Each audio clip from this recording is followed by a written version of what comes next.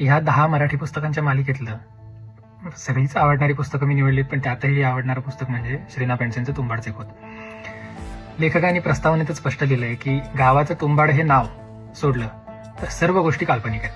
केवळ गावाचं नाव आणि शिवाजी महाराजांनी तुंबाडच्या एका माणसाचा दापोलीच्या मोहिमेत असताना सत्कार केला होता, ह्या 2 गोष्टी जर सोडल्या तर साधारण 1200 पानात काहीही सत्य नाही. हे माहिती असूनही ही कथा अवास्तव वाटत नाही, काल्पनिक वाटत नाही. तुंबाडचे खोत ही कथा नेमकी काय आहे ते काय मी सांगणार नाही, कथाशैलीही सांगणार नाही, कथेची वैशिष्ट्य सांगणार नाही, कारण तो अनुभव प्रत्येकाने स्वतंत्र घेतला पाहिजे. तुंबाडचं खोत वाचणं म्हणजे 3 दिवसाची कोकणची ट्रीप आहे. ती नीट प्लॅन करावी. आपल्या रोजच्या कंटाळवाण्या आयुष्यातून 2 दिवस मोकळे काढावेत. हे 2 खंड घेऊन कुठल्या तरी शांत ठिकाणी जावं. हॅरी पॉटरच्या दुसऱ्या पार्टमध्ये हॅरी जसा टॉम रिडलच्या डायरीमध्ये शिरतो आणि त्याच्या आसपास त्या घटना घडत राहतात, तो त्याच्याबद्दल काहीही करू शकत नाही, त्याच्या आवाक्यातली एकही घटना नसते. तसं हे तुंबाडचे खोतचं आहे. आपण त्या तुंबाडमध्ये शिरतो आणि असहाय्यपणे फक्त या घटनांकडे पाहत राहतो. तसंच हे तुंबाडचं खोत कुठेतरी घेऊन जावं, वाचायला सुरुवात करावी. तिथे भरपूर दुःख आहे, वेदना आहेत, थक्क करणारे प्रसंग आहेत. एखादा आनंदाचाही प्रसंग आहे, पण आनंदाची घडी सरताच पुन्हा दुःख आहे.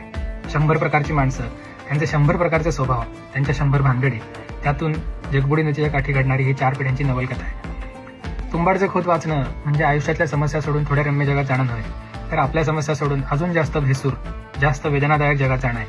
पण माझ्यासाठी तो 2 दिवसाचा अनुभव खूप जबरदस्त होता. आपले सगळे तर्क, युक्तिवाद माणसांच्या स्वभावापुढे फिके ठरतात.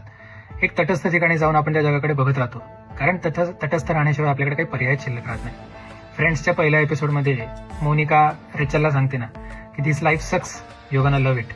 तसंच हे तुंबाडच्या खोतचं आहे. या मालिकेतलं पुढचं पुस्तक म्हणजे जयवंत दळवींचं सारे प्रवासी घडीचे. हे वर्णन आहे स्वातंत्र्यापूर्वीच्या कोकणाचं. लहानपण त्या कोकणात घालवलेला एक मुलगा आता मुंबईला स्थायिक झालाय आणि तो त्याचं लहानपण आठवतो. मराठी विनोदी लेखनाचा अनेकांमधला एक सर्वोत्कृष्ट नमुना म्हणजे हे जयवंत दळवींचे सारे प्रवासी घडीचे. कधीही हातात घ्या, कोणतंही पान उघडून वाचायला सुरुवात करा. वाचायला सुरू केल्याच्या 5व्या मिनिटाला तुमचा मूड फ्रेश झालेला आहे असं तुम्हाला अनुभव येईल. पण तुंबाडचे खोतप्रमाणेच हे कोकणाचं वर्णन आहे.